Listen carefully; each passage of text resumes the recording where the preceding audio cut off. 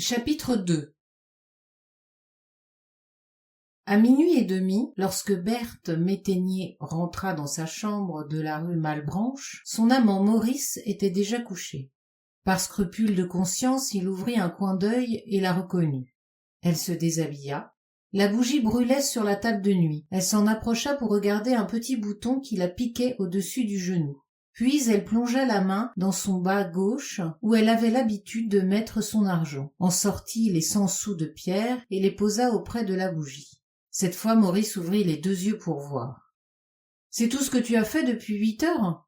Elle répondit. « Eh bien, vas-y donc toi-même, tu verras si c'est facile. » Il se tourna du côté du mur en haussant les épaules. Il pensait « C'est idiot d'avoir une femme qui ne sait pas travailler. » Elle se coucha après avoir soufflé la bougie. Maurice n'était pas trop mécontent tout de même, parce qu'il avait fait son petit supplément. Chez le marchand de vin, son ami Paul l'attendait avec un jeune homme qui accepta de jouer aux cartes et auquel chacun d'eux gagna 30 sous.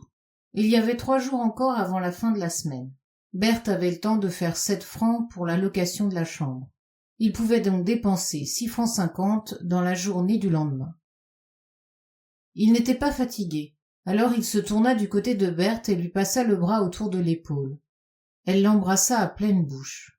C'est une chose hygiénique et bonne entre un homme et sa femme qui vous amuse un petit quart d'heure avant de vous endormir. Elle faisait tous ses efforts pour goûter du plaisir en même temps que lui. Tout alla bien. Elle ne se lavait jamais quand c'était avec son homme. Ensuite elle dit « Vous vous imaginez que l'on fait comme on veut. Il y en a plus d'une ce soir qui ne les rapportera pas les 100 sous. J'ai rencontré un type qui ne voulait d'abord me donner que 3 francs, et puis il a consenti à m'en donner 5 à condition que ce soit pour 1 heure. Moi, j'aime mieux ça. On se fait des clients et puis c'est meilleur genre.